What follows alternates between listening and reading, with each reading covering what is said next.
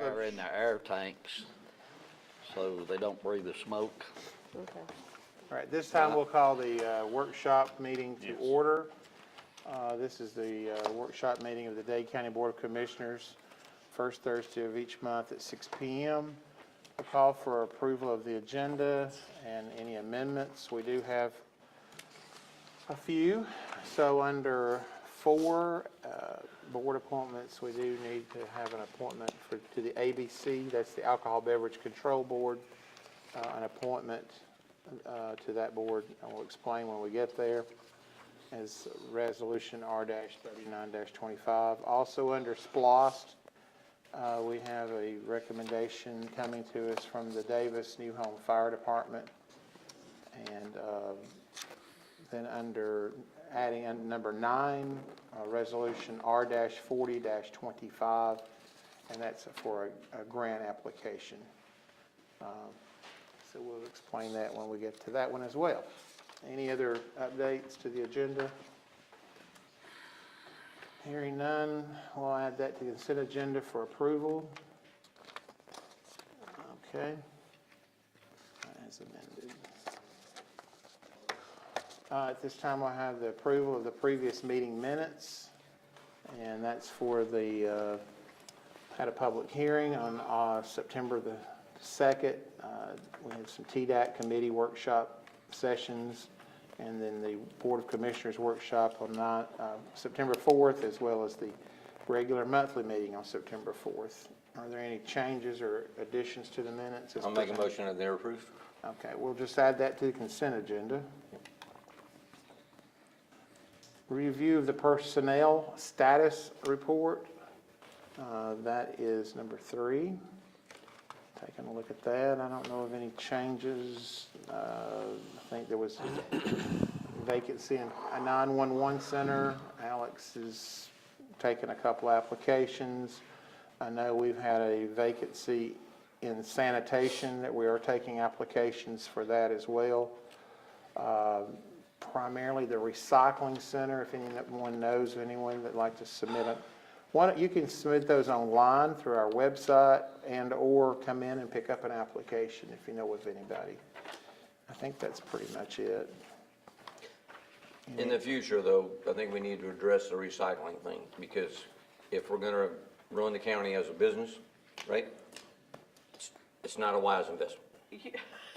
You are going to make me go there tonight. Well, I'm just saying.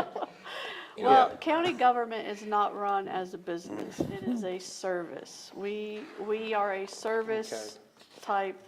All right, well, There's when a we big bring it up, difference we'll have there. that discussion then. Yeah, Bring that up since we've already amended the agenda, we'll bring that up at the November meeting. That's what I'm saying. Madam Clerk, if you want to add that to November's agenda. Yes, please. We'll cordially address it. Moving on to board appointments and proclamations. Number 4A is a proclamation for Breast Cancer Awareness Month. That is a big month that we recognize every year, and we do that as well in Dade County. Encourage ladies primarily, I guess, to have their examinations and to prevent those. The October 17th, actually this year's National Mammography Day. So, and the whole month we declare as National Breast Cancer, if I can spit it out, Cancer Awareness Month, as well as in Dade County. Also, we have a proclamation for Fire Prevention Week. This occurs every October, and this year is October 5th through the 11th. It's Fire Prevention Week through Dade County, so be aware of that. There may be some fire drills and such in our local school systems typically, and stuff like that, but that is sponsored through the National, I forgot what it's called. I should have had my eye on it before I said that. Anyway, as Fire Prevention Week throughout Dade County, Georgia, we urge all people in Dade County to check their kitchens for fire hazards and use safe cooking practices during fire prevention. Each year they have a different theme, and so that must be their theme this year. And then we do we have any questions about those? We'll add both of those to the consent agenda for approval. And then we do have a resolution that was handed to us. This is an appointment for the Alcohol Beverage Control Board.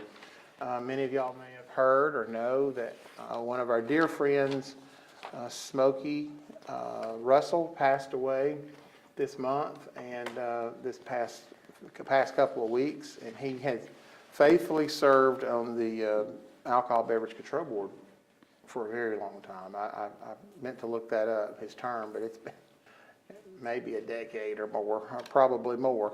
And so our condolences to his family, but that gives them a tie as far, if there was to be a tie on that board, we need to have a replacement there. And so I'm recommending Sandon Knight. It's a person that actually has asked to be on it years ago, but we never have had a vacancy.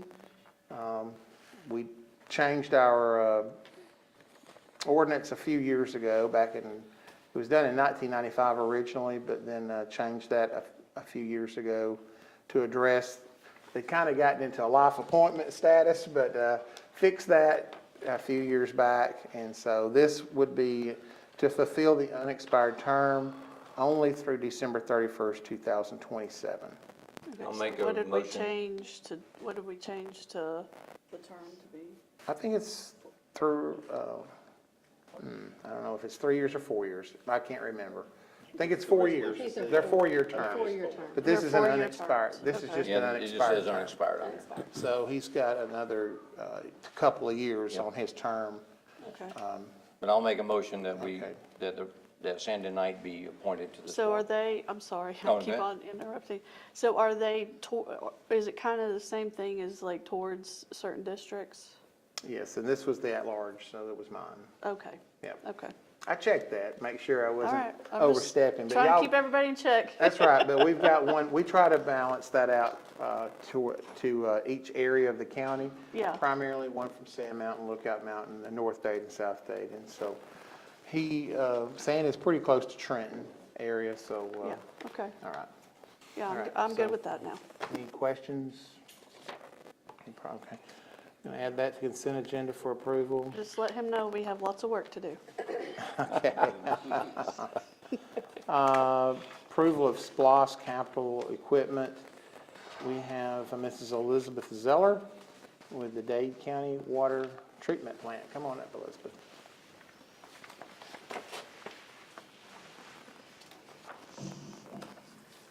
And you can make the presentation.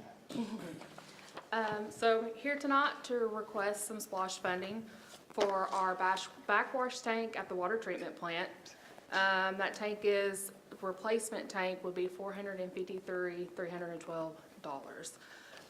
This tank, we have experienced a leak at the base of this tank. This tank has been in there since 1962.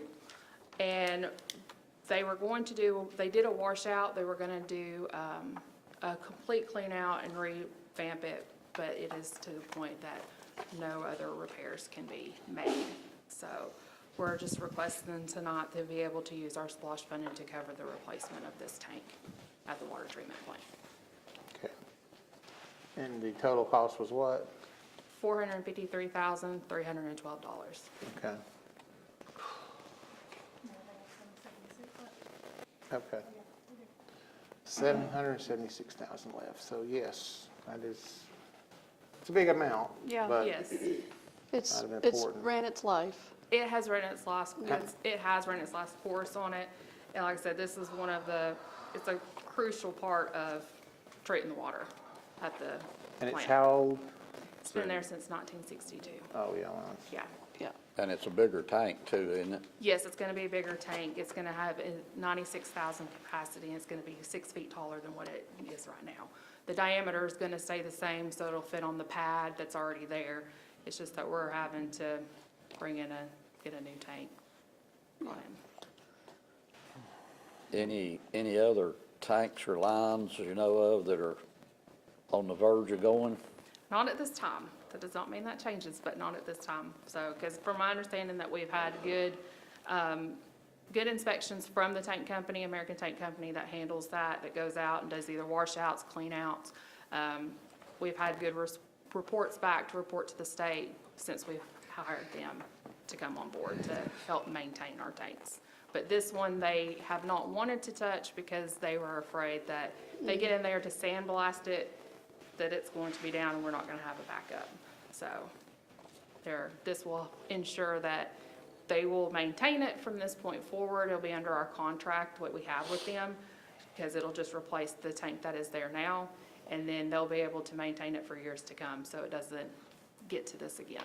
And you're bringing a portable in? Yes, we're gonna be bringing some portable tanks in to keep on site. And the company that we are going for is not going to be charging us that tank fee. They're waiving that for us. So we actually got a savings, and there was 3 options. And that is the reason why we went with that third option, is because that temporary storage, they waived. So that helped with the cost tremendously. And then, of course, they're not charging us for the paint in the tank and sandblasting when they bring the new tank in and powder coating. That's part of our contract with American Tank. So we're not having to pay any extras for getting it painted. We're not even paying engineering fees for this because it's going through them. And like I said, the deal breaker was the temporary storage is we're not having to be charged for that this company is going to not charge us that cost. And this is backwash water? Yes, from So the not- filters. Not anything that's pumped out to the general No, it does not, public, no, right? does not get metered. It acts, like I said, it's the part of the filtration of treating the water.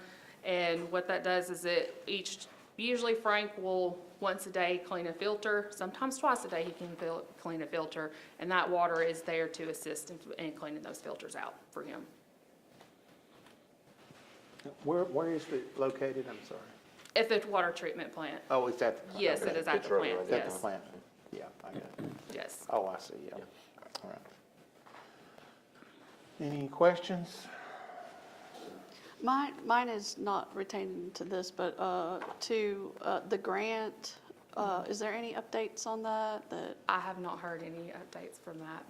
All right, is there somebody, do you have a contact number? I speak with Andrea Wiggins when I have contact. She is my point of contact. Okay, nothing has, I have not heard from anything. Last I knew was about a month or so ago. They did tell us that we're in the next phase to receive it, but we have not heard of anything else, if they need more. Okay. Or if it's been, we're not going any further. So I haven't had a yes, but I haven't had a no either. okay, well, we're not thinking about that. We're just, No. we're So, thinking about that, yes, second phase. Yes, It's that good. second phase, Yeah, yes. all right. I do have one. Is it the whole tank leaking or just that bottom ring? Just that bottom, at the bottom of the base, that bottom part is, yes, sir. Just that, Have you had any of the thickness of the steel checked from that ring up? one more time? From that bottom ring up, have you had any of that checked to see the thickness of it? No. I'm pretty sure they checked it when they first evaluated the tank. Because I know before we signed the contract with them, they evaluated all of our tanks. And like I said, this one was one of the ones that even at the beginning of our contract with them, they were Bad. nervous. They were nervous about, yes. Have you tried to get a grant for it? I mean, I'm just wondering if that, No, we have not because of how the duration with it is, because if that goes, we don't have a way to, that's the only reason why. It's more of a find something quick, but also reliable that will hold and sustain to the future for us. Because this is one of those that we don't want to get a call in the middle of the night that we are in trouble. and how often, I mean, when will the water be out for certain neighborhoods or Dade County or? As far as I'm sure, there's not, I mean, if this happens, and unless we get those No temporary interruption. storage tanks, yeah, no interruptions on it. All right. But I can let you know that, I did check with Frank today as well, and I can say that it's leaking about 5 gallons per minute, which is 7,200 gallons per day. In a month's time, that's 216,000 Okay. that we're losing. But it's unmetered, does not count towards our water loss because it does not go out in the system. So that's still a lot of water to Yeah. lose in a month's time, even if we account for it or not have to account for it. But it is, I mean, it's still water lost. Yep. And this is American Tank. Yes, American Tank. They hold our contract for maintaining our tanks throughout all of our 15 tanks. When do they anticipate it being complete? Once they start, we've already signed the contract, still waiting to hear back from the tank fabricator. But once everything starts, from start to finish, they're looking about 15 weeks.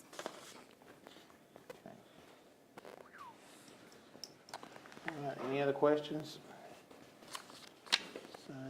Okay, hearing none, we'll add that to consent agenda for approval. Thank you. Thank you. The next thing on here is the Davis New Home Fire Department. We're going to ask Chief Mark Gibson to come up. And Chief, if you will also explain the new home. I mean, you're now the chief, so just kind of review that for us one more time. So, Chief Dennis Kelly had to step down. He's still running with us at the current time, but his job at Puckett EMS required him to dedicate more time to the job that he was doing. My understanding is he's working kind of as a DEA liaison and taking care of trouble spots all over Priority Ambulance, which is the owner of Puckett, all over their footprint. So he came to me a couple of months ago and asked me, since we had already spread our members through both departments, if I would mind stepping up and just taking over New Home as well. And I told him, didn't have a problem with that. We had the bulk of the members over at Davis anyway. Most of our members are spread out through the two communities. We've maintained, I think, out of roughly 14 fire calls, 15 fire calls this year, we've only missed a structure fire and a car fire. So we've still maintained coverage, and of course we've assisted with the other, with mutual aid agreements with, or automatic aid agreements with Trenton and North Dade, South Dade, the other agencies. So right now we're just kind of trying to manage both of them. We're working we've got a attorney in Chattanooga, a group of attorneys that's working on a new 501c3, a new corporation. We're going to be changing the overall name of New Home in Davis to Sand Mountain Fire Protection Services. And then there will be a DBA as Davis Fire Department and a DBA as New Home Fire Department. But they're working on they're a corporate attorney and tax attorney, so they're working on all of our paperwork, running it through the state, making sure that every I is dotted and every T is crossed. Okay. Thank you for that update. What you got tonight? So, right now, we're asking for a total of $32,000 out of New Home and Davis's budget, $16,000 apiece, to purchase a new, or a used, it's a used unit, it's the reason we had to add it to the agenda. Mako, 6,000 PSI air compressor. This would have been one of the similar units to what they called down when we had the venue fire in North Dade. This will give us that unit in the county, where pretty much anybody can go up and get it. We're going to store it at New Home in the back bay, where we've got a bay door that it can be directly accessed. But this unit's new. This unit runs $109,000. This unit has 639 hours on it. It can fill 2 SCBA bottles at the same time. It can compress to 6,000 PSI, where most of our SCBA bottles are 4,500s. So it'll exceed that. But it'll also, like Truck Rescue 7 that we have, has a cascade system on it. We don't get any functionality out of it because right now we can only fill those bottles to 4,500. And NFPA requires that any bottle that is filled for entry into a structure be within 5% of its capacity. So I could fill maybe one bottle off those 2 cascade bottles in our rescue truck, and then we're done. We're going to have to go back to Hall and start filling bottles from there if we have to run out on the scene. This would allow us on a large scene to, like I said, we roll it out there, compress air on the scene, fill bottles on the scene, unlimited number of bottles as long as we have diesel in the generator. Okay. questions? I don't even know where to begin. Wasn't one of these purchased? They did do this for a couple of fire departments in the past, It's stationary. 1 and 4, I think. Okay, This is on the trailer, it's mobile. okay, Yeah. okay, that's the difference. The Okay. recent ones that were purchased were in-station. They're 220 volt, hardwired into the station. Okay. And the chiefs signed off on this? Yeah, they, Yeah, we talked verbally on it, and we don't pick it till Monday night, but we all agreed on it, Okay, it'll benefit the whole county. then I'm fine with it. The only reason we're bringing it this way is because it's a used unit coming out of Pennsylvania. It's been station kept. It's a beautiful unit, and I want to catch it before it sells and we have to buy a new unit. if somebody else gets it. Yes. Okay. I'm good if the chiefs are good. All right, is everybody good with it going on the consent Good with agenda? Good to go. All right. Thank you for your time. Thank you, sir. All right, we're at number 6, and this is amendments to Code of Ordinances for Chapter 14, which deals with animal control. Had this on here a long time this year. Robin, do you want to review this? So what, I drafted up an amendment which, after we got into it last month, my recommendation, we do a rewrite of the whole thing because we had kind of patched the existing one together to the point that didn't really hold or flow very well. So this is a rewrite of everything that y'all are getting for the first time today. And so if you would just take that and let either Don or I have your comments. I think there is a TDAC board meeting coming up in Tuesday. I believe. Tuesday. And so I'm sure they might have some comments as well. But anyway, so if you have any revisions, I'm sure there will be some just for those to Don or to myself. So this is, We had talked about before about incorporating all the state laws, right? And the county ordinances that haven't been really played with in a long time. Are they in here? They are. Okay, that's what I wanted to verify, because I'm briefing that tonight that we were gonna do that, so that's great. Thank you. Okay. so this is a whole new ordinance. It is. Okay. It is, so it took the old ordinance and we had made, well, there were several recommendations from commissioners to, there was as many changes to the old part as that was already on the books. In fact, there's probably more questions about that than there were on the new part, so, that were being reviewed. But anyway, he's just taking this, it will flow much better and, be a part of our code of ordinances, and we'll codify that into the law. So how do you want to proceed tonight on this? Do you want to make it a first reading, or you want to review it? I say that a lot of folks are gonna be at the TDAC meeting, have copies of it, right? Emily? And let's those folks review it, right? And bring it up at the TDAC meeting. Well, I say if this could be a first reading, because we could always go back and amend something, correct? That would get us moving forward, because we have 3 reads. 2. 2? 2. Yeah. So then if there was anything amended, then we could come in next month, correct, Robin? You could, yeah. And so the rule we have always followed here is that if the subsequent changes are minor or, Yes. there's not a significant change, Right. then we can stick with the first reading, but then just go for the second.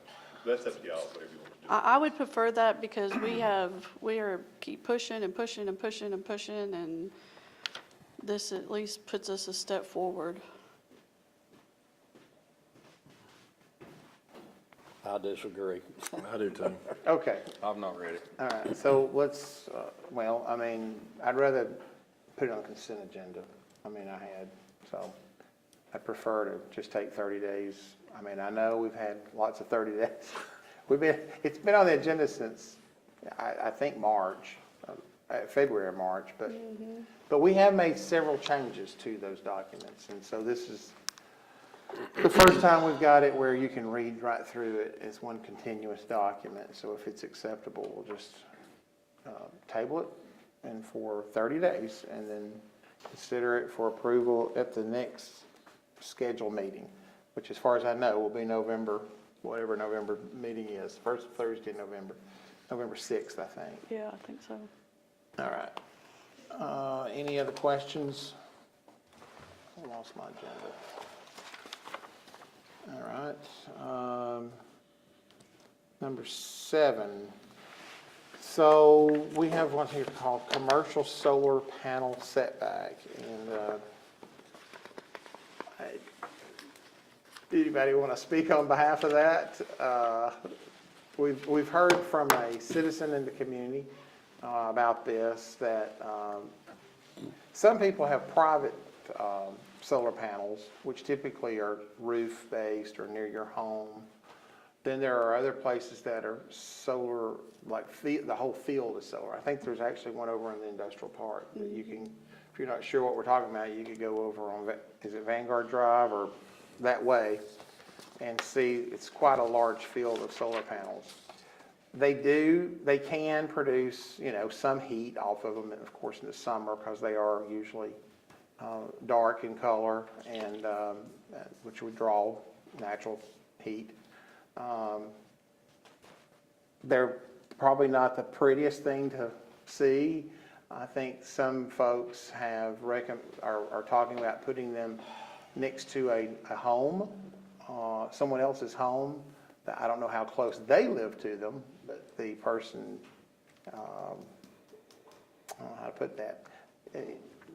Oh, here comes Stephen Bonico. Stephen. I'll help. Stephen I'm could involved tell. in the conversations. Okay, tell us about it.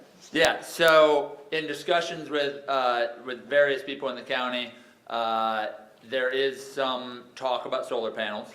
And I know I'm wearing green, so solar panels are considered green.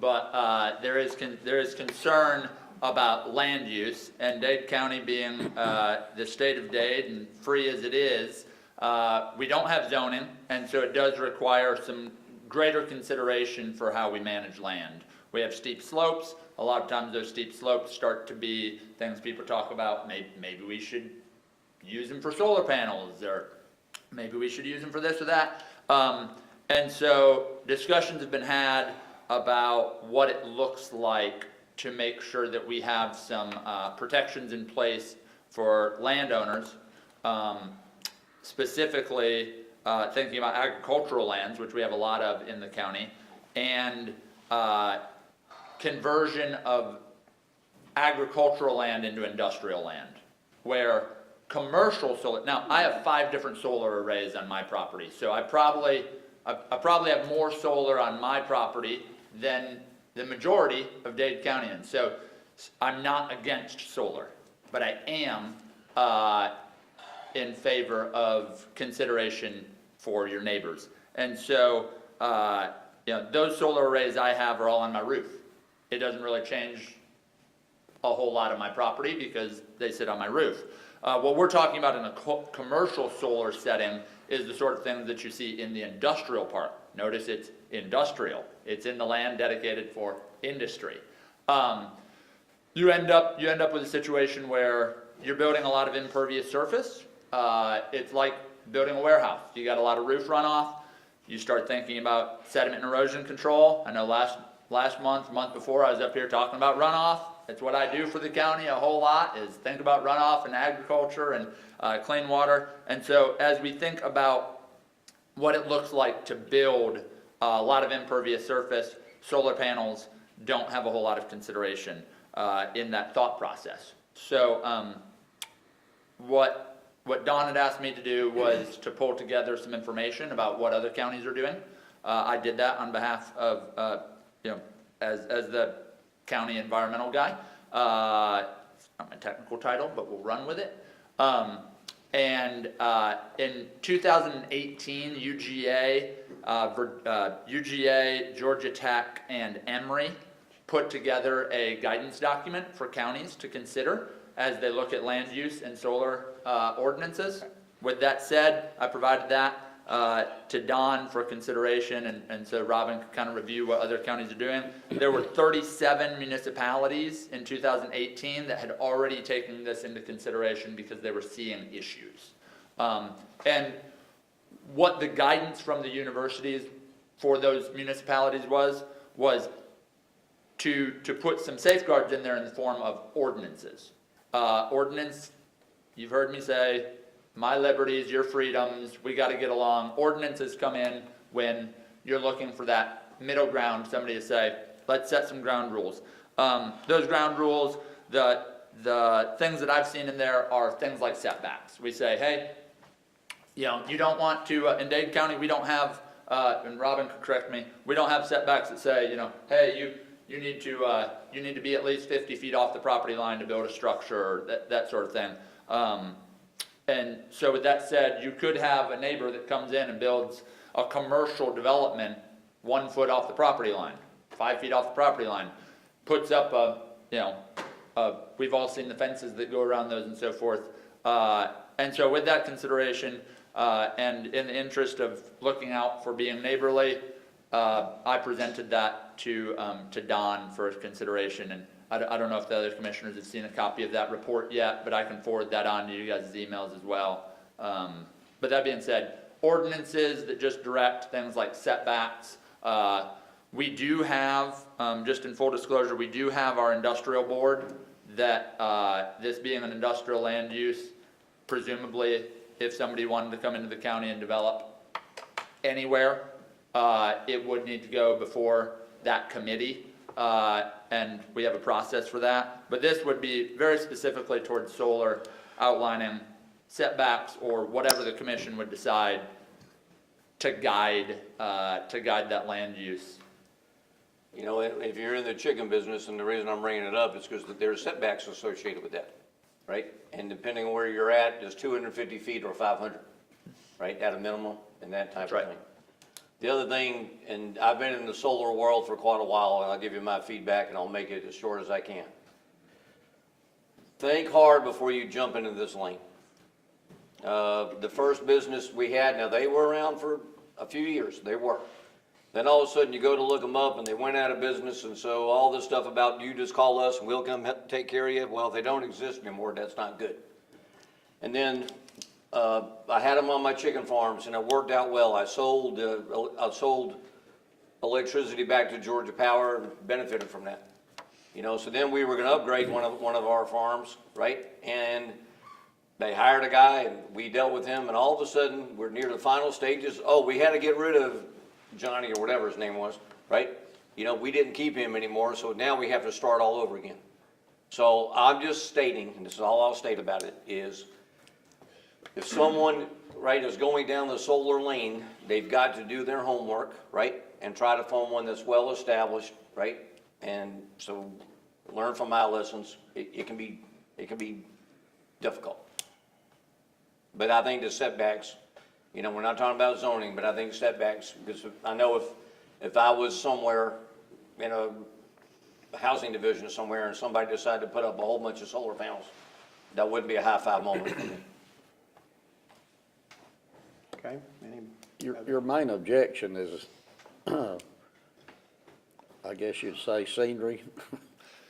Yeah, well, there's the scenic aspect of it, and then there's the runoff aspect of it. Because you may come in and now there are some places where people will manage underneath with livestock. And so you have some reduced production because you have shading going in there. But ultimately you're changing an agricultural land, which I'm a little bit biased towards the ag folks, as you all know.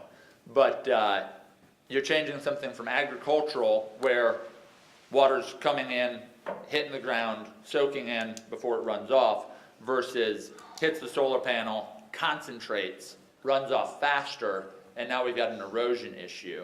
And so you may have something on a slope. Let's say that you have sandy soil. I don't know, maybe a mountain of sand, and you concentrate the water on a steep slope. You're going to have gully erosion, runoff that is a problem. And we don't have any ordinances that require post-construction best management practices because we're not an MS4. The MS4 communities are regulated and required by the state of Georgia to catch the first 1 inch of runoff on a commercial site. We don't have that regulation here. It is considered best practice by the state of Georgia, but it's because a lot of people have gone in, built impervious surfaces, industrial land use, and not treated their water it ran off onto their neighbor, caused a problem. They sorted it out in court, and Georgia said, you know, we should start recommending that people slow their water down and catch it on their site before it leaves. And so that's a whole nother conversation worth having. But the point is it's not just about living in a pretty place. It's about making sure that if you have steep topography, which we do, and you have mobile soils, which we do, that you have safeguards in place so that if you don't have zoning, you do have some protections. And something like a buffer provides vegetative area on your property for that water to slow down before it goes onto your neighbor's property. So this sort of thing is not about taking your rights, it's about making sure that you're being neighborly. So are you downslope from them? Now I am not downslope from anybody that is looking to do a solar array.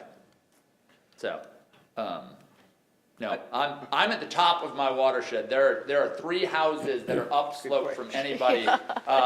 He's on the and hill. I was gonna say, I might be the highest elevation in the I county. think you There are. might be 5 houses that are higher in the So county there's than no I am. self-interest in your presentation, so we Yeah, got. there may be 5 people in the county that have elevation higher than mine. All right, I'm not trying to say I'm the highest guy in the You're county. pretty up there, I yeah. do have a question though, demonstrating what I don't know. You brought up the IDA, okay, Industrial Development Authority. Okay, this is where I'm not sure, and I know the people in the IDA, every individual on here is a good person, but I'm not sure how the dynamics between them and us work, sir. Okay, the reason I'm saying this, for example, if we as a county commission are saying right, there ought to be ordinances, yada, yada, yada, et cetera, et cetera, et cetera, but the IDA comes off and it goes through them and they approve the installation, then all of a sudden, I'm just making up the dates, 6 months from now, a citizen comes to us and says, why the blank did you approve these solar panels here? And we have to say, well, we didn't do that, the IDA does. They're gonna say, well, isn't that the county? So Don, I'm not sure how we interface or what authority they have and what we have. I don't understand. I don't believe the property outside of the city, with the exception of the North Dade, or the industrial side on the north side of Trenton, that's all that they have purview to, right? Right. Okay, that's what I'm saying. I If we- need to clarify that. If we had zoning and there was industrial zoning, it's different spots throughout the county, Sand Mountain, Lookout Mountain, wherever it may be, then they could potentially have a situation where they would have a vote of some sort. But to my knowledge, in the unincorporated area, the only area that exists is right north of Trenton on the left. Well, let's just say now, I decide to go buy 3 houses in Lake Hills, right? Tear them bad boys down and put up solar panels, right? You sure could. Okay, so with the IDA's approval, right? No. No, I could just do that. You could just do Yeah, that. you're in the county. Yeah, you're in the county. Go ahead, Phil. So you're talking about the IDA, Yes. they control what they buy. That's right. You've got a piece of land you wanna sell me, I wanna put up solar panels, I would have to go through the IDA. But if you sell it to the IDA, they can put up solar panels and then lease the land to me and I can put up solar panels and I don't have to go through that process. That's the problem with that system. That is I think, potential. but I think you could put up solar panels without I'm anybody. saying if we had an ordinance in place to where you couldn't do it, if me and Yes, him were trying to okay. do a business deal, that ordinance would stop me and him from doing it, or if we did it, we would have to go through them and they would have to approve it. Right. But I can get them to come to you and buy it and then lease it to me or long-term finance it to me. Yeah. And then I can do whatever I want as long as they approve it. That's the problem with that whole scenario. Yep. On the Price property, the IDA's got a setback on all of that. There's about a 15-page document, and they've got setbacks. And then I know when we did this a few years ago, we did the thing, it's primarily about chicken houses. And I don't remember how many feet we said in that thing, but my point of what I'm asking you was, it's runoff, erosion control. It's not cause they stink or they're releasing coliform bacteria Correct. or that type of stuff. It's, Correct. it's, It's a runoff, the concentration of flow. yeah. But the panels down here in the IDA, industrial park, not the IDA, I don't know what those things are. They're on a tilt and they're probably Typically what? 35 degrees plus or minus. 6 feet in width and how long, but when the water runs off, it's not like it goes to the end of the property before it runs off in sections. That's right. So and I've seen I've seen them. It's gonna be, they graze sheep or something under there, and, Some do. yeah, some do, and I'm not saying, I don't know nothing about this And those are thing. built where historically there was a wetland, so they have really great soil for soaking in. Yeah. I mean, that was historically a wetland in there. I'm not saying it is right now, but historically that was a wetland through there. Do you have any idea what the degree of slope is, just for curiosity, In that site, on the 35 acres? elsewhere, I mean, there's a variety of places where people might talk about doing it, but, you know, I know of one location, 35-degree slopes. So, it's, I'm not and they against, like putting them, I mean, if you drive through I-40 or different places through North Carolina, you'll see there are steep mountainsides they like to put them on because it's cheap land. And I know people might argue with this, but Dade County has some of the cheapest land in the area for Georgia. Has some of the cheapest land in the area. Our taxes are lower than any of our neighbors in Georgia. And so it makes for a very easy place to come develop. Whether you're wanting to build houses, or you're wanting to build solar panels, whatever you want to build, Dade County. Yeah, right. We have pollution and smog, yeah. The point is development is coming. And if we don't have safeguards that protect your neighbor in the form of ordinances, then we will be like Cherokee County is today, that in the 90s looked like Dade County. So that's my warning, harbinger there of, we've seen it happen.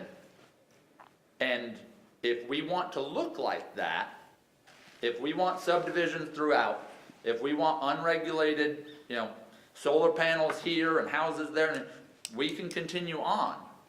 But if we want to stay without zoning, making sure that we have some safeguards in place to protect property values and to protect the heritage that we have here, then we can do that with ordinances. But the hard conversations are here. The hard conversations are here, and it's how we want to address those hard conversations. Well, I agree I'm on the with you 100%. forefront with the landowners out there who are having to make the hard decisions of, Grandpa doesn't want to farm anymore. Do we sell to the developer who's offering us 3 times what my cousin and I can handle? So I get to see it before most people do. It is a hard conversation to have. Cattle prices are as high as they've ever been, but you can make a lot more money selling that acre. And so I've talked to some people that are like, well, you offer me 3 times as much, but I want to sell it to my neighbor because I want it to stay farmland. But this commission has really hard things to think about. Solar's one little piece we're talking about, because it's the conversation about where agriculture and industrial land start to kind of blend together, because some people will say, we'll graze sheep under it. But it starts to really blur the line, and these 37 other communities saw that blurry line in 2018 and before and had to address it. We've not had to address it, but we are at a pinch point. How far are you set back from the property line? From the property line, Yeah. so what Bill's referring to is, I have a neighbor who has explored doing a solar array, and so I do have some vested interest. I am uphill from them. It won't affect me. Do I love the idea of bulldozing trees to put in panels? No, but that's his right, and I'm all for rights. But the point is I live over on the far side. It isn't going to affect me, but it will affect my other neighbors. And so in the interest of being neighborly, I've been approached by other people who have brought up the same issue, and I'm going, gosh, I'm the one with the big mouth, I should say something. So, all said, this is one tiny piece of a bigger conversation of Well, industrial, It does residential, affect you and though. ag. I mean, it affects everybody that lives in that area. That's right. So, yeah. And, I mean, when I lived in New Home, I had a solar lease lined up to do 25 acres of solar. I'm not saying I'm against solar. Baby number 2 came along, the day I had to sign that paper, and I decided to pay for the midwife instead of pay for the solar. But the point is, anywhere where we have 3-phase power in this county, you could have a solar array pop up. And because we're proximal to a lot of power generation, we've got the proximity to a lot of residential and commercial land, i.e. Chattanooga, Fort Oglethorpe, where they want power generation. If we're cheap land and we have the infrastructure, you guys have decisions to make. So I've provided some ordinance guidance that Robin could look over, you guys can look over. But I am pro-solar with consideration for what the land use is, the scale, and the appropriateness. And that's what I'm asking the commission to look at is, what's the appropriateness and how do we put safeguards on it so that appropriate installations go in to protect land values? I'm not against solar, and I want to control erosion. And but my point on where it stood, I had a fellow stop me the other day to tell me that his neighbor that lives down below him is considering, he's had people come about one of these cell phone towers, and he lives above him on one of the ridges down here, and he's going to be looking straight out at that blinking light. Yep. He had other names for that blinking light. It's not good, believe me. Yeah. We had one on my family's property and it's not a fun thing to look at. Yeah, so I rest my case. Well, mean, I did not get that information, and I would really appreciate to have that information and for this not to be dropped. So I would like to read over it and, because I agree 100%. I've got houses on that were built right on my property line that is just, and mine is vacant. So what are they gonna do when we go to build, you know? So it's, I'm definitely not for zoning, but definitely for managing what you got and how it's done. So your neighbors are happy. Because unfortunately, we're moving into decades where people don't care about their neighbors like we used to here. We have new people moving in all the time, and it's important for everybody to have what they like and like it the way they want it. So please don't drop it. Let's continue. I'll make sure the commissioners, either through Don or Robin or myself, or Gidget, we'll make sure that the commissioners have a copy of that guidance from UGA and Georgia Tech and Emory. But And if yeah. it's possible to simplify it, Stephen, Yeah. Sure. that would be great. Phil, you got anything? Fair enough. The only thing I would add, talking about setbacks, think about it like this. A 30-foot setback planted in trees or a 50-foot setback in grass, which one's better? So if we could start thinking about a setback, as far as the solar goes, if you're having to see it, it's how are we gonna hide it? If we, let's be accommodating, yes, we can do this, but we're gonna require you to do this or this. So if we do a setback, I mean, it needs to be not just a 50-foot setback or a 30, like, we need some kind of vegetation as a buffer, a blind or something. And if I remember right, it's been a couple weeks since I read that, but some of the municipalities in sample ordinances required trees, whereas some of them didn't. So, there's flexibility in it. And if you really wanna see how bad they look, go to the other side of Mont Eagle and get off the first exit and take a left. It's 2 miles long and 1 mile deep. They took a whole farm and put solar panels on the whole thing and chain link fenced it in. Yeah. Well, I guess we could also do amount of property, like some. Yeah, your Are options those and how all- you would format Is all it. those suggestions in that document? There are a variety of what they consider to be the most successful. The point is the way in which you format it is vast. You can go with any degree of setback, any degree of what the buffer vegetation would require, or like with chicken houses, other counties have gone in with raisins. It's like I've been in the river all day. Right. But other counties have gone in with chicken houses and required minimum acreage. That there's a variety of ways in which the commission could formulate it, but, the point is, we're talking about it because this is probably the first that we're gonna be talking about land use. And to avoid zoning requires a mosaic of alternative options that address specific interests and concerns. Yep, I So agree. we can avoid zoning, but we do need to look at specific interests and specific, considerations on property use. Thank you. Because I like to do what I like to do on my property. And I like that We freedom. know you do. Yeah.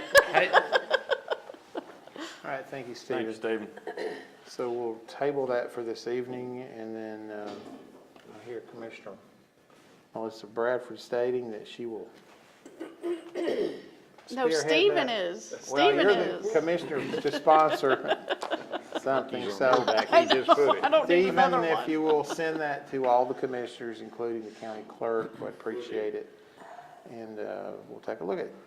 Number 8 is the elections building construction project. We had a special call meeting to discuss this. We met with as you know, last month, we approved Robert Roberts LLC out of Chattanooga, Tennessee, to serve as the general contractor. And he and his team came down and met with us. He proposed, we told him that, we were as shocked as many other people were in Dade County about the cost that it came back at as proposed. And we asked him to see what he could do. He did bring back, what was it called? I forgot what the name, he calls it something. Value engineering. Value engineering, that's right. Methods for value engineering, and cost savings right now stand at approximately $1 million. That's without final design or engineering. Implemented preferred subcontractors, he's recommended that to use Tri-State Enterprises, Reeves Heating and Air, and Tri-State Electrical, which are all 3 local subcontractors, and that would be his purview as general contractor to choose. So I know I was very happy to hear that he's using local folks. There was allowance given for the final grading site work if Dade County elects to handle the site. We've done all the site work at this point, and so the excavation, so we will continue to do that.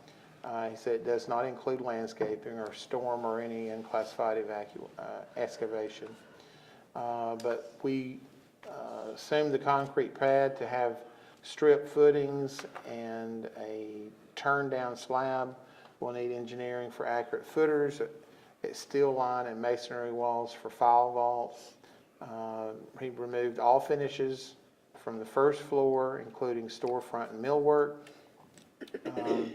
Unrealized savings for doors, hardware, and toilet accessories from the first floor, and potential cost savings of up to $30,000 if we were to remove certain HVAC equipment. And so another part of the HVAC was this original plan. It was a 2-story building, and it comes in one direction and then would come all the way down the length of the building. He recommended, the units be placed at the back. And if we were to move the building over towards the railroad tracks there, it would be, the back would not be seen. There would be no parking in the back. Therefore, the HVAC equipment could be moved at a better location to accommodate less, whatever it's called, the ductwork and all that. So he went through several things. Right now it is down $1 million. The value engineering option is down $1,070,166. And so that has brought it down some. He's still very hopeful to bring it down even more. And they're going to continue to look at that. We did tell them to, we're moving forward with the drilling, what is that called? The geotechnical studies. Alex, is that right? Alex checked on that today or yesterday, and they're about 4 weeks out. So it's just, I mean, everybody's backed up. So we're looking at them plus another company to see if we can get that done pretty quick, and then determine if the site, the new proposed site, which is just next, literally feet away from where the original site was, is suitable for compaction. What am I missing? Y'all were there, so, No, you got it, you got it. okay. The only thing, he said about, a little bit more detail about reducing it even further. He's now going back to his subcontractors and getting them to Right. review the new proposed plan. Yeah, See well, how much it we would gotta reduce send their out cost. the geo, and then they have to get the plans for one level. And once that's final and done, then they could look at things more to get the cost down. And Yeah, that it was a reduction in square feet of 6,200 square feet, and so that's where we are. And so we will continue on. If you have any questions, like to talk to them, meet with them, they will be more than happy to come back, or you can go there or whatever. Very good reputation in the community, very good reputation from the due diligence that we performed on them so far. So that's all I've got on that. Y'all have any other No, questions? Yeah, he let me know if I needed to call anytime, so. Once the compaction or whatever, then there's 3 other engineered studies that need done, once we know we could put it there. That's right. Yeah. That's right. All right. So, moving along. All right. Philip, you got any questions on that? Or- Not on that, no. Okay. All right. So there's nothing there to vote on. Number 9 is a grant application. We handed that out here shortly ago. That's R-40, resolution R-40-25. And what this is a resolution to accept the firehouse subs offers fire departments grants. And so they've had a public safety foundation grant. We've applied before and not received one. But at this point, Kathy Reagan, our grant writer, reported that she received some favorable news. Not 100% sure that it's going to happen yet, but it's looking very favorable. And so I just wanted to bring that before you. This is a 100% grant. I think it's the first time. Is this the first grant that we've ever received, Alex, for firehouse subs, or have you received other ones in the past? Other individual departments Have, okay, it's the first time we've okay, all right. applied in the past, this is the first time. Yeah, so they applied for $32,795, and it's just for different things like cutter tools, spreader tools, reach spreader. It's vehicle extrication equipment. Okay. Lift station 4 for the interstate, Yep. used on what we call e-hydraulics. So any questions on that? Sounds great. All right, if none, we'll add that to the consent agenda for approval then. All right, having no other business, we'll take a short recess and convene in about 5 minutes. Right on time.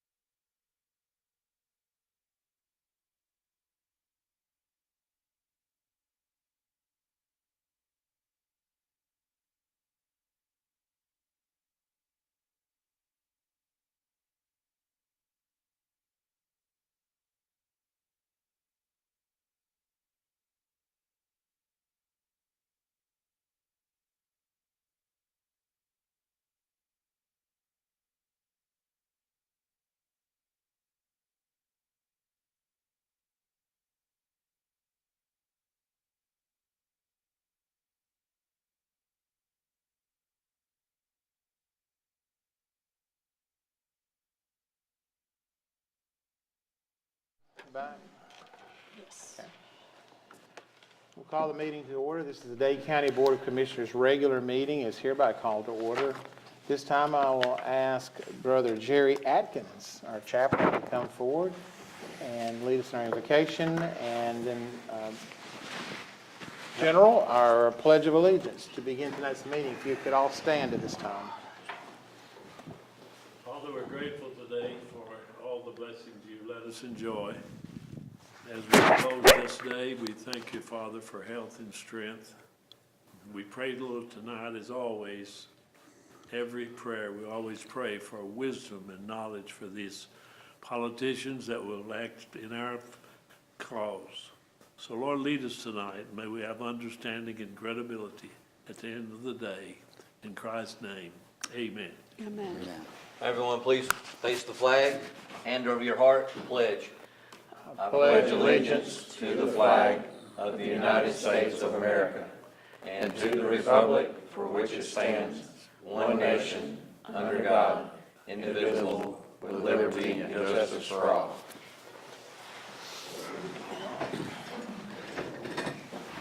Thank you very much.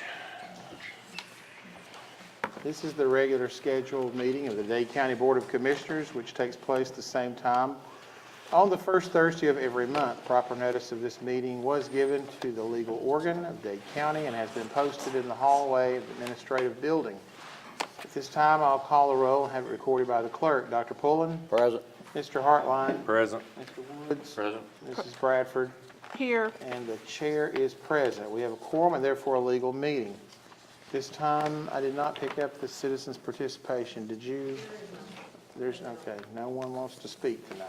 All right. At this time, I'll call upon each commissioner to make any point of personal privilege. Dr. Pullen. I have my slides, please. Fortunately, it's been pretty quiet in the north end as far as I know. Lake Hills is still having some work done under the interstate, on the interstate. Hicks Hollow is pretty much complete, and Sligo Road has been completed. But the main bottleneck, or not bottleneck, but the main construction still on Highway 11. The Public Works has been doing, they finished the patches on Hicks Hollow, and they've been doing some leveling and pothole stuff around the creek road. And as far as they can tell, the Rhine hole where the creek road goes around Lookout, next to Lookout Creek, has stopped washing in, we hope. And they have paved over that. The paver broke, or they would have more finished, but it will be fixed by next week. And they have the post office. We want to drive down there where we had to dig that in. It's looking good, and they're patching on that. And so we're looking about what roads maybe need to be paved next in the next budget when we can get asphalt, hopefully. Next slide. We had a cordial visit with our Secretary of State for Georgia, Brad Raffensperger, and I hope that other political candidates can come to Dade County to the courthouse and meet with citizens and stuff, as he did, as he has announced he's running for the governor's office. I'm not getting into the politics, but I just hope that they can come to Dade County and meet with citizens. Next. The statistics are, I like looking at them, but they stay about the same. Memorial EMS continues to be the main EMS provider. Dade County, backs up Memorial, and Walker County backs us up when we run out of ambulances. We have 3 ambulances running. We've still got one in need of repair. And so the fire departments, the stations 1 and 4 are still the biggies. Had 224 calls, And the sheriff's office had 785 calls, and of course, the Trenton Police Department, they handle a lot more calls, and there's a different way of how they're classified, but all for a total police call of 2,148 calls, and then the E911 calls, all total of 2,507. And unless there's any questions, that's the end of my report. All right. Commissioner Hartline. So last month, we had a total of 55 inspections. That's up 24 from the month before. We only had the new construction temporary poles, they went down. We've only had 2 the month of September and only had 1 for August. So we're not having as many houses being started right now as we were having. We're having 6, 7, 8, 9 a month now. As far as the sports complex goes, they're wrapping up the fall baseball and the football. This picture, if you go to the next slide, the picture of the storage building, the blocks have been laid. I've got the guy lined up to pour concrete next week on the slab, and then we'll fill the cells and get ready to set the top after that. So hoping they'll get the floor poured next week. I'm also, in my district, I've started looking at the roads to add to the list for next year. So if anybody out there thinks there's need to be paved, call me so I can come take a look. We've got a few in mind already for the Sand Mountain, so just let me know if you think I need to take a look at yours as well. That's all I have. All right. Commissioner Woods. Thanks. Slides, please. There you go. Next slide.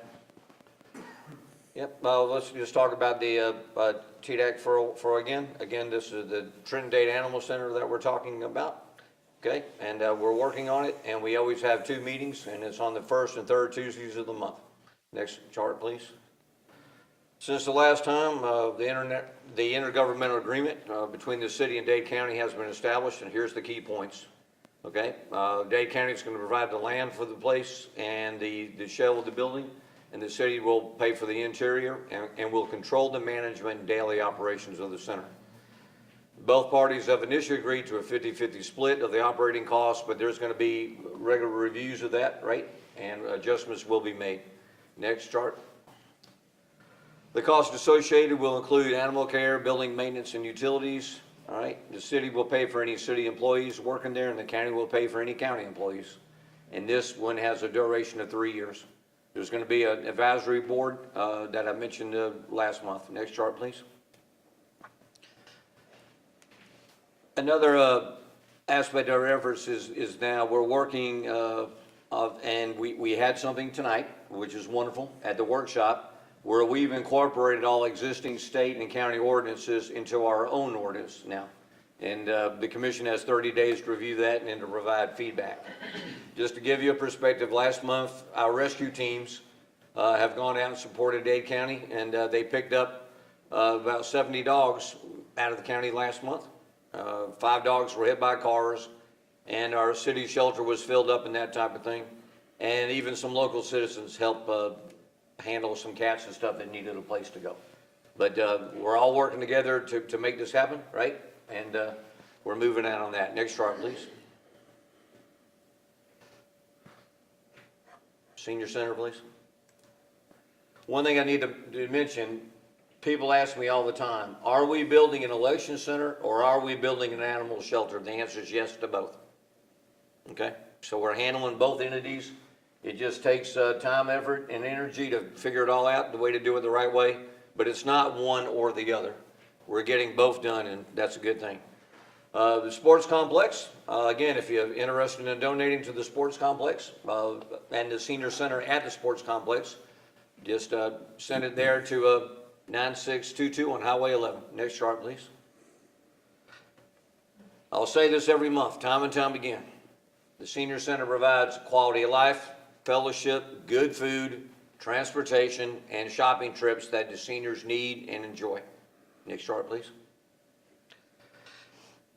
568 total meals in the senior center. There were 562 homebound meals that went out and 584 day transit trips.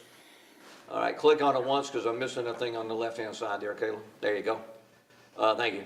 We held classes, they held classes on elder abuse and Medicare fraud, and I sat in on those classes. Very, very well done, and they bring up great examples for, in fact, for anybody. You don't have to be a senior, but for anybody to learn from, it was very good. They recognized 8 birthdays in September, and Eddie Cantrell came by again, and he comes down there pretty routinely, and we're always glad to see him at the senior center. Nick Sharp, please. All right, we have with us tonight, Penny Keaton. Now, it's not something new, but here's Penny here in the front. She's here every month, and in case you don't know, Penny is the director of the Dade Transit Program.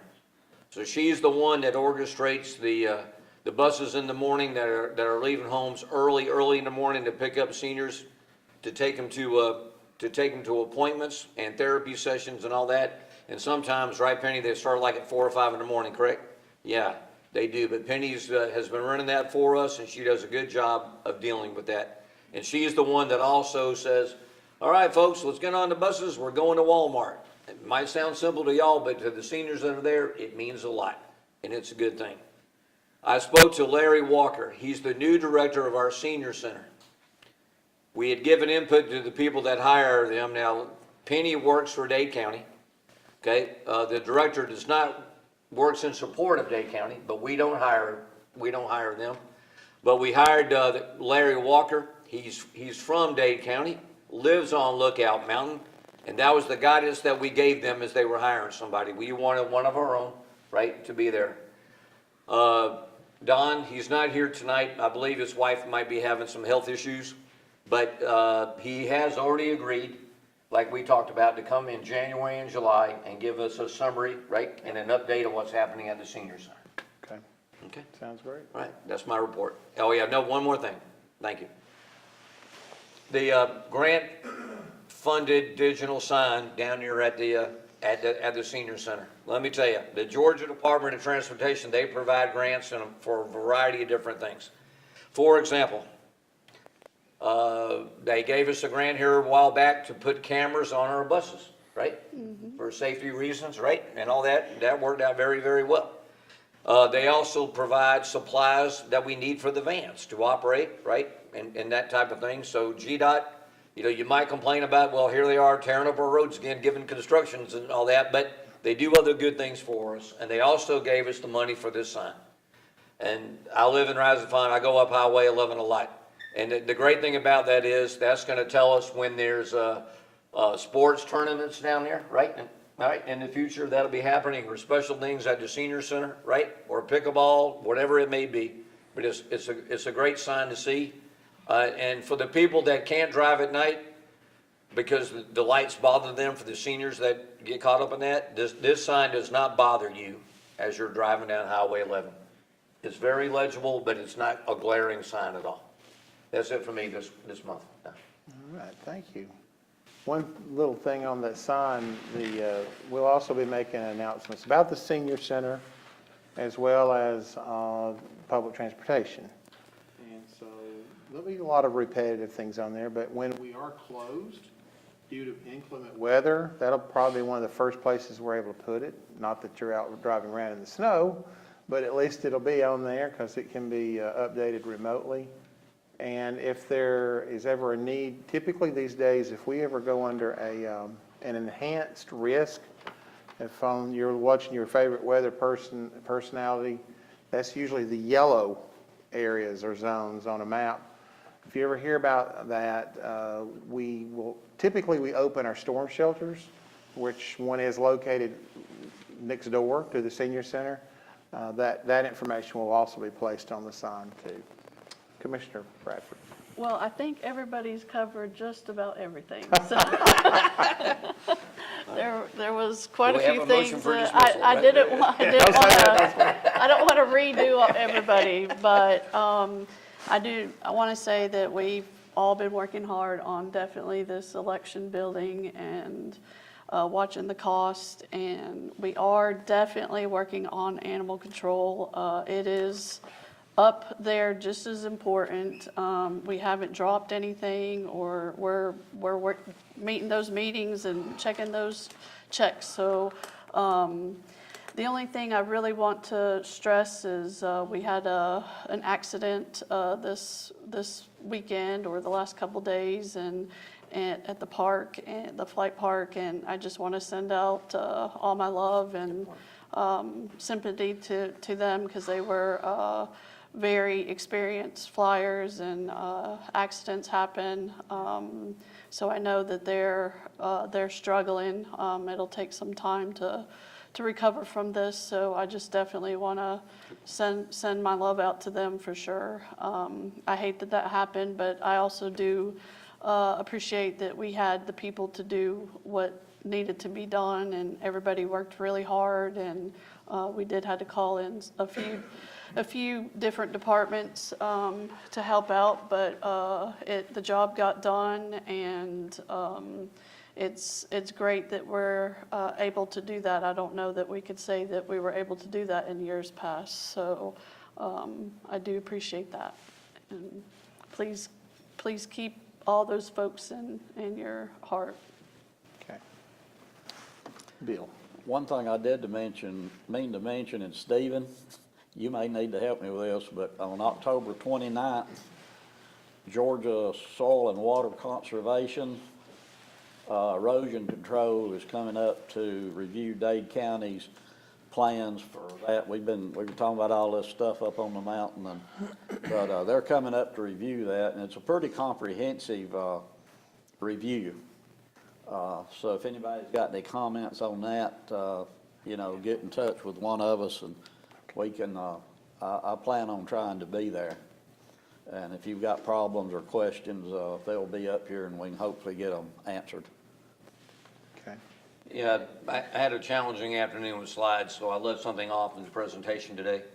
Monda Wooten, right, and Audrey Luck had personally bought a mobile trailer, right, that is going to be used in support of TDAC efforts. And I spoke to Emily, our manager of the TDAC, and she said that in the near future, all right, there's going to be an announcement of a free vaccination, right, that's going to be available to the citizens of Dade County. And it's going to be announced on the TDAC Facebook page of the date and the time where it's going to be. And Emily said, please put it out that way, and she'll get the word out. Great. That's it. Okay. Sorry. This goes to the TDAC. I don't tell everything I know. Oh, I did receive a phone call from a lady at the state looking for a grant to help with the building, to build the building for us. Very good. Excellent. Good. That's That's I had wonderful. about a 30-minute conversation with her about two and a half weeks ago. Well, that's wonderful, because there's a lot of people that are trying to donate to this to make it happen, right? And in other times, we've shown all the donations that have been made, but that's even great news, Philip. Thanks for sharing that. Yeah, we'll talk about it, but how that would work out, but that's great. boy, I tell you, they're like popcorn in that, just information coming and going, all right. Let me follow up here, if I can remember. On the soil and water conservation, that is a normal thing that happens. We just recently had a review of our local issuing authority status, and so that took place and went well, and we passed. So the county is still a local issuing authority, but the Georgia Soil and Water Conservation process, again, is a normal, it's not annual, it's probably about every 5 or so years. And so just be aware of that. Is it October 8th, what? 29th, I think, is when it's supposed to take place, and we'll announce that. Okay. Because they're bringing several people up. Okay. I mean, they mentioned a whole room full of people to do that. From October 14th through the 15th, you may see a helicopter. This helicopter doesn't have blades hanging off of it. I don't know if y'all noticed the helicopter the other day coming through Trenton and going north. I guess it went all the way along the railroad from Rising Fawn all the way to North Dade and continued on into Chattanooga. But that helicopter was cutting back the rights of way on the railroad right along the rail. It was something to see. I don't know if you actually got to witness that, but that thing had like chainsaws hanging off of a helicopter blades, and was doing a fabulous job of cutting. So if you go across the bridge, you might notice lots of debris, but I guess they come through and pick that up. But this is a different helicopter. October 14th through 15th, you may see one coming and flying low through your neighborhood or over the mountains. And October 21st through the 28th, there'll be an airplane that's doing this. And what that is, the USDA will distribute over 500,000 oral rabies vaccination baits across more than 7,000 square kilometers in northwest Georgia. The effort targets raccoon rabies prevention in counties such as Bartow, Catoosa, Chattooga, Dade, Floyd, and others. So for safety to the public, they asked me to do not touch the vaccine baits. Now, if you're afraid a child or your dog or pet may consume it, if you need to move it, they say to use a glove or a paper towel and then throw it out in the woods if you can, if nearby your home, and then wash your hands thoroughly afterwards. Contact your local health department if you've had any direct contact with the bait's liquid contents. All right, so that's going to be happening. We did have a meeting with Thrive. Thrive is it's called Thrive Regional Partnership, and they were here in the old courthouse about 3 weeks ago. I guess it's 2 or 3 weeks ago, and they had one of their board meetings here, which was something they do periodic, I guess quarterly or so.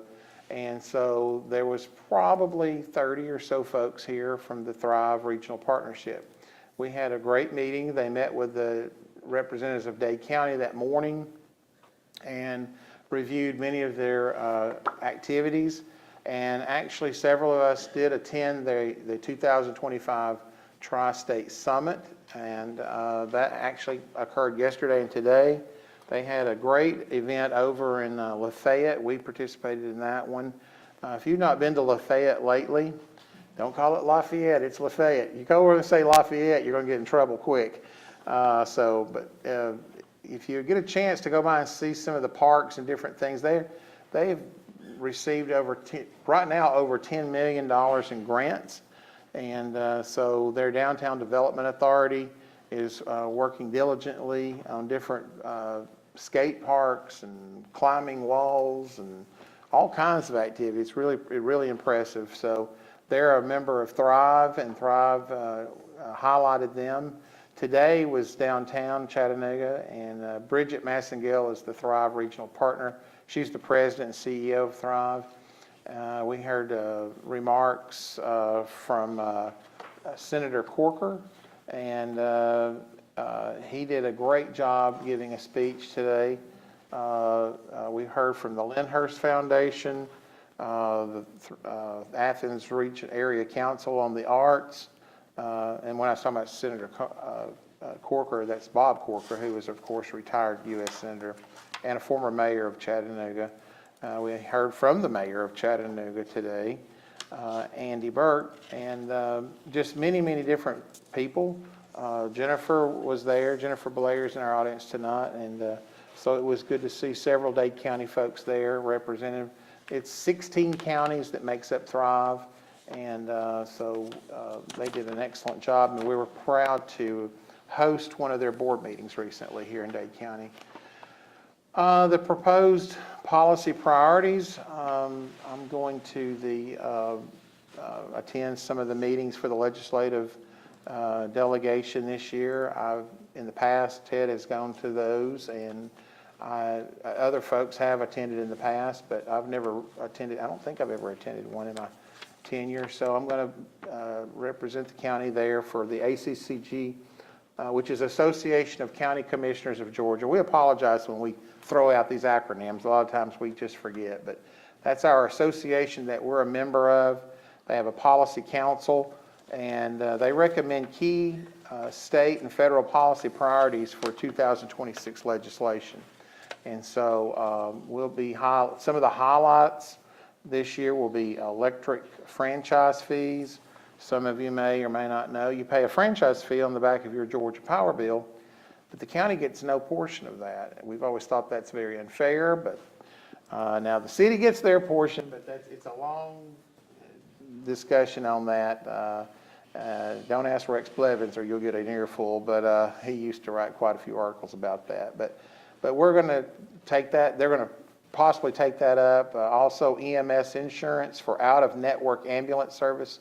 If you're ever at a hospital and you need to go from hospital A down the street, even 3 blocks, you need to be prepared for a bill of around $3,500. It's the most ridiculous thing ever.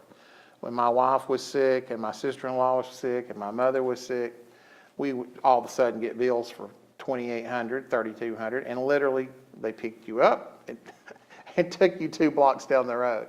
And so it's very disturbing. Now that's in Tennessee, but hopefully, you know, they can work on this insurance situation with EMS providers, because out-of-network ambulance service typically is not covered and it's extremely expensive.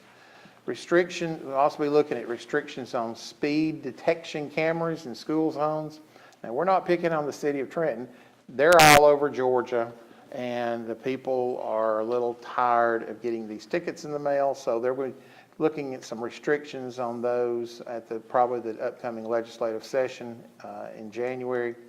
Also, next generation 911 implementation. This is the next gen 911 software and stuff that's being rolled out across the country. It's not just here, but primarily we'll be talking, of course, about Georgia's relationship to this new software that's already in Virginia and North Carolina, and it's headed our way. Tennessee and Georgia's looking at that this year, and we're trying, you know, hopefully we'll be able to communicate a lot easier.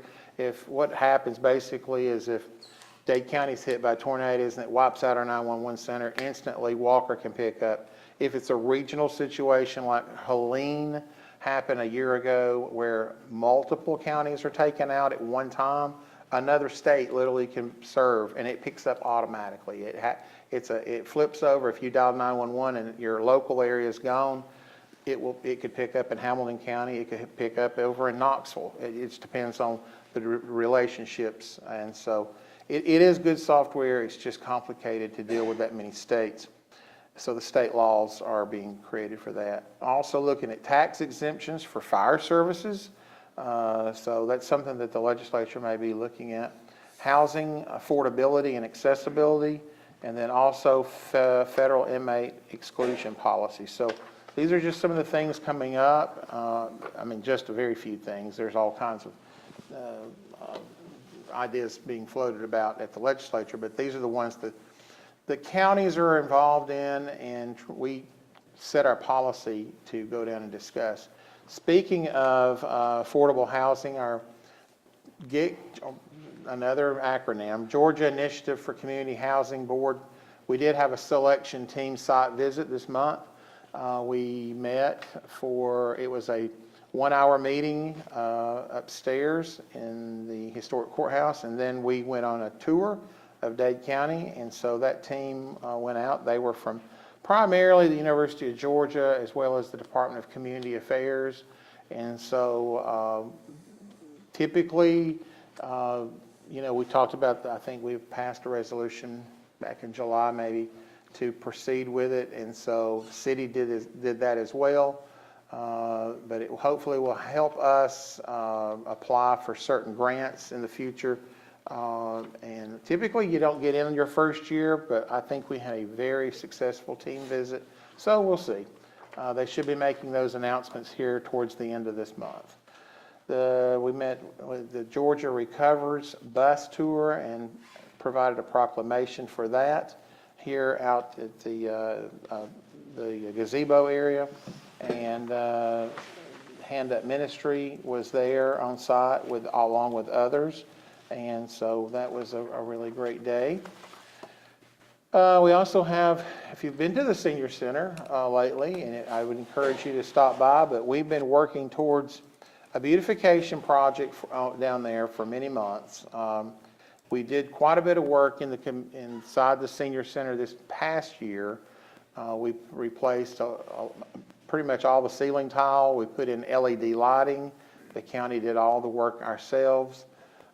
We did new flooring, painted the interior throughout, some new kitchen equipment, and then some new office furniture down there. And all that was paid for with a grant. So that was good. That's good news for Dade County. But it also included some ornamental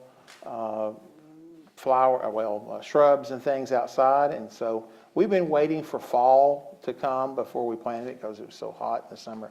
And so those things will root, but hopefully you get in and take a look at that. We did have, it's already been mentioned, but the eat and greet with the Alliance for Dade. Brad Raffensperger, our Secretary of State, was on site, and he did a great job. Never met Mr. Raffensperger, but I thought he did an excellent job speaking to the community. And of course, days later, he did announce his candidacy for governor. I know there have been several do that, so I'd encourage it, like Dr. Pullen said, all of them to come up and visit Dade. I like it when a governor can find Dade County without being driven here by their people. They can just get in the car and drive here. I like that. I didn't know who he was at all until that day, and then I was at my house going through some paperwork, and he's the guy that signs our appointments to the county commission. Yes. Yeah, I yes, didn't know that Secretary of until- State, that's right. We did have our official courthouse dedication. We did have a groundbreaking a ribbon cutting earlier in the year, but we appreciate the efforts of so many, including the Historic Preservation Commission, and Audrey's here, Donna Street, many others, Cindy Ritchie, Sarah Moore, and Rex Blevins. Appreciate all their efforts and had a good crowd that day for the official dedication. And several people who had purchased a window over there had come. And if you're interested in purchasing a window, let us know. I think we still have 3 or 4 left. And then again, as Commissioner Bradford said, our condolences to friends and family of the hang gliders who were killed in the crash this week. You know, the flight park has been here over 50, right at 50 years. It may be over 50 years. I remember going over there, I don't know, 1979, and for the World Cup. And that, I mean, I was little, but I remember it. And so they've been around many, many years, and so I know those folks are hurting today and this week over their loss. So we, again, ask you to keep them in your prayers. All right. And one more thing, I'm sorry. Jennifer Blair is in the back, and she provided each county commissioner a copy of this, but I'll leave this one out here or maybe in the back. It's got a QR code. If you'd like a copy, I'm sure you can get it. But this is a Rivers to Cloud route for walking trails, bicycle trails, and such. And it shows a map of all these things. And so if you get a chance, we'll try to get some of these, maybe place them back here on the back table. But they had several of these handouts today at the Thrive Conference. And hopefully soon we'll see our Town Creek Trail project that runs behind the county court facility, where you can get on that trail and go all the way to downtown Chattanooga. So that's the goal one day. And you know, pretty soon, it's not too far away that you'll be able to get around Lookout Creek, and I'll go on up to the new, not Ingalls Stadium, but it's Erlanger Stadium. Yeah, so for their thing. So anyway, we'll put this at the back here if you want to scan that for more information. All right. Under appearances, we have in person tonight is Miss Lydia Sosi, manager of the Dade County Public Library. So if you'll come on up, Lydia. Good evening. Thank you for having me tonight. My name is Lydia Susi. I'm the manager of Dade County Library. Our August 21st through September 19th statistics, our door count was at 1,949. Our computer use was at 154.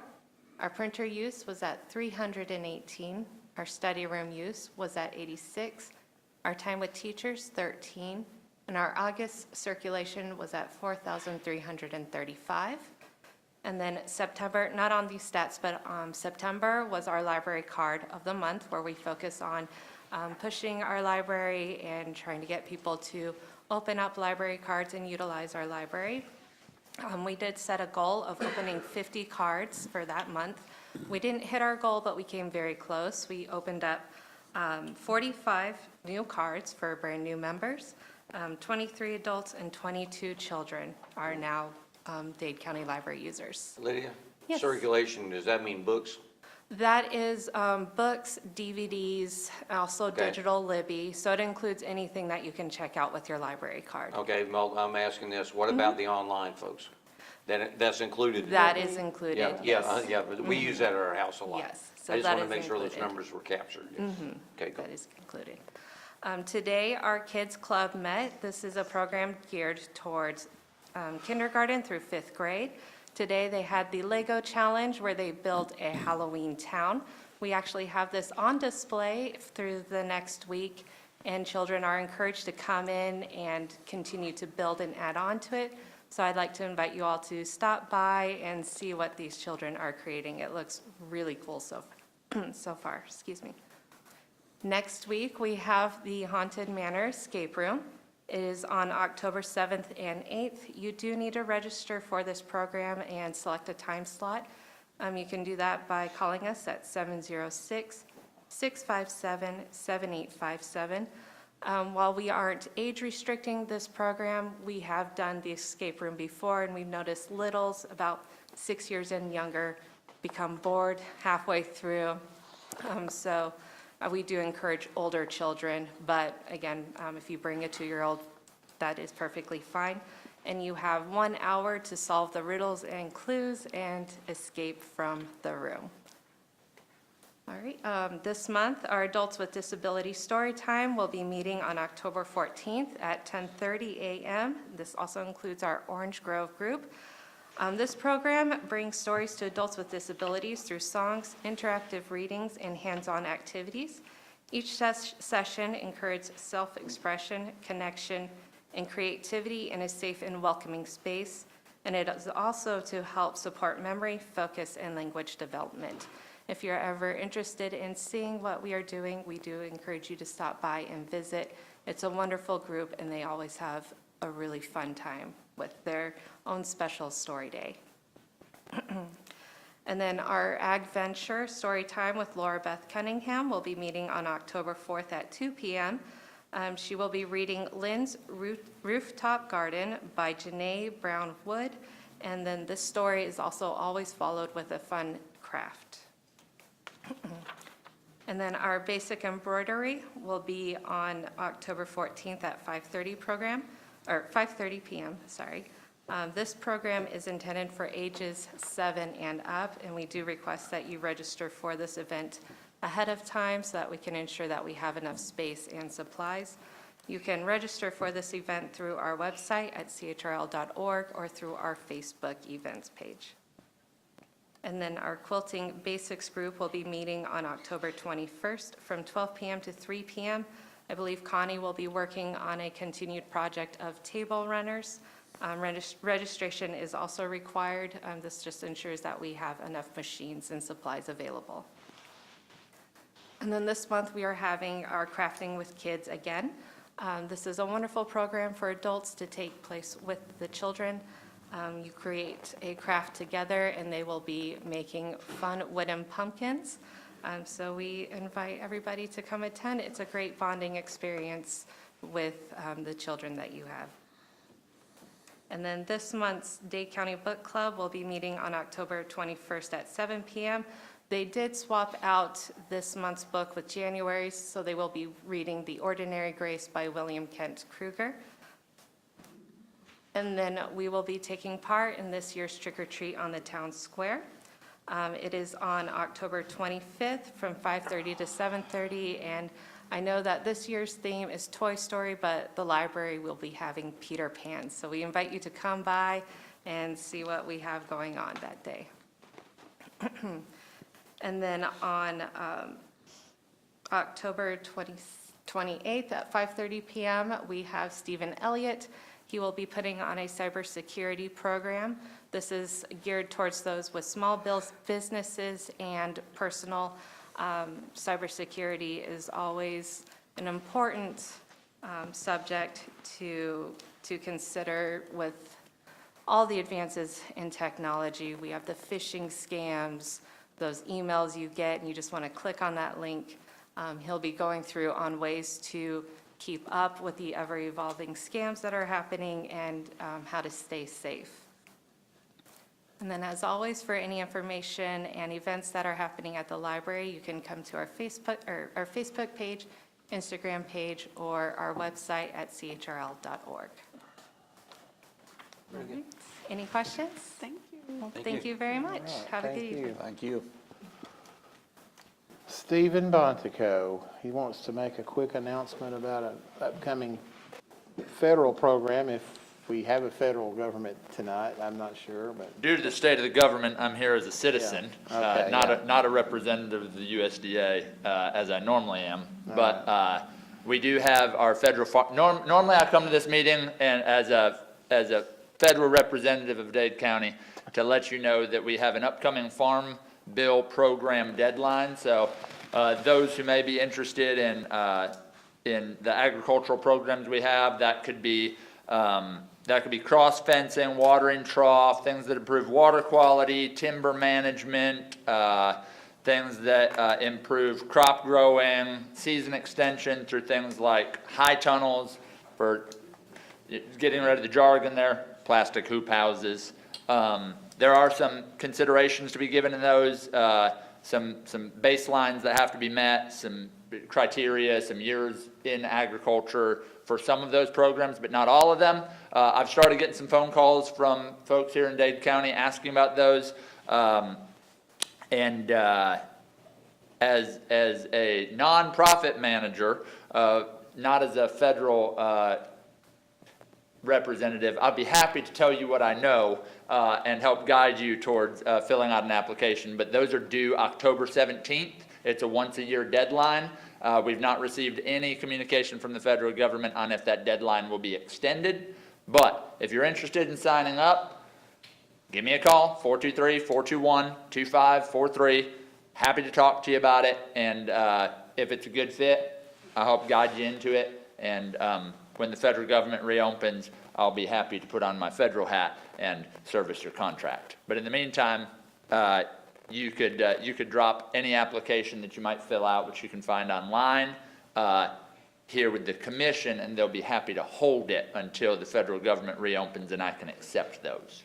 Okay, thank you. All right, also, thank you, Lydia, for coming tonight. We also have online presentations by Mrs. Sandy White, President CEO of the Alliance for Dade and the Chamber of Commerce, and also an online presentation by Mrs. Laura Beth Cunningham, our 4-H agent and UGA Extension for Dade County. All right, I'll now ask Mrs. Rebecca Jones, our CFO, to provide the county financial report. Okay, you see the first page there are the account balances. The account balances as of September 30th, 2025. The next two pages are the income statement as of August 31st, 2025.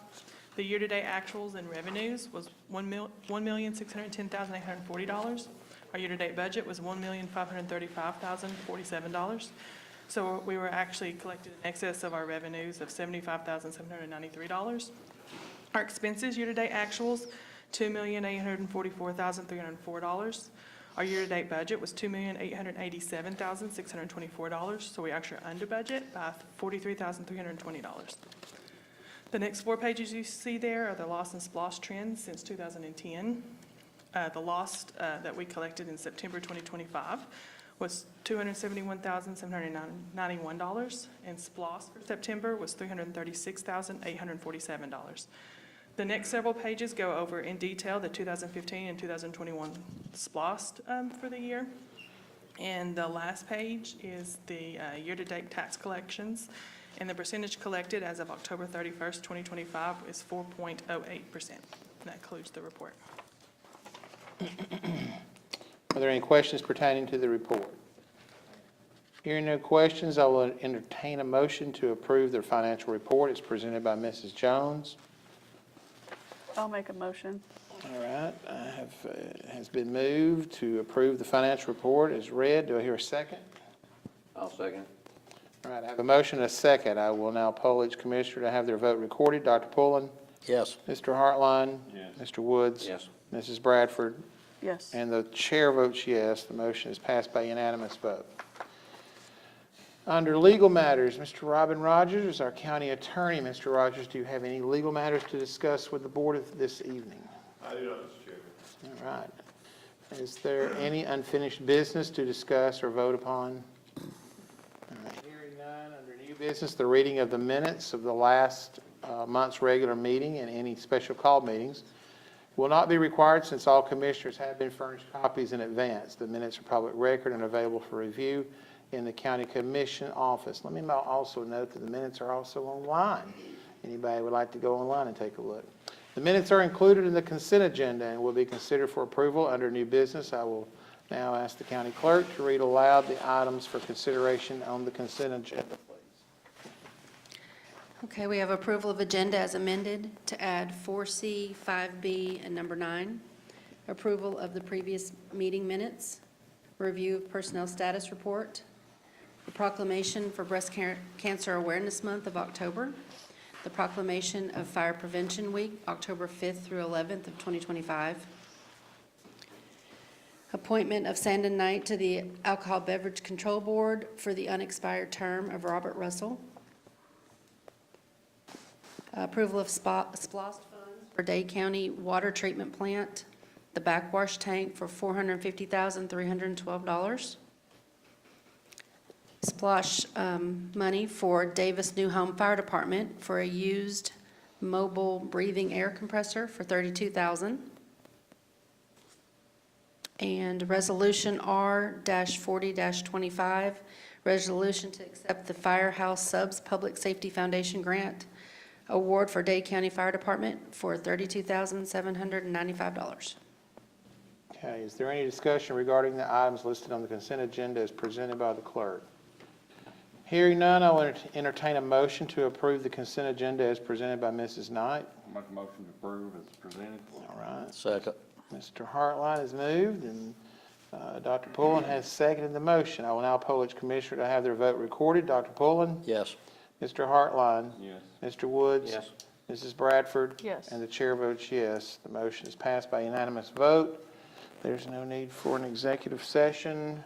And before I say this, I want to wish everyone a happy Halloween, but a safe Halloween. And remember, out here on the square on Saturday, October 25th, beginning at 5:30 till 7:30, because they will line up starting at probably 4:30. It's amazing how many young folks, I won't say youngins or kids, I'll say children, and sometimes they're old children there too.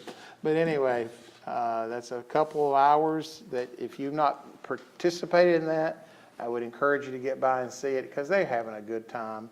But just have a safe holiday there because we don't want anybody to get hurt. All right, and do I have a motion to adjourn the meeting? Motion to adjourn.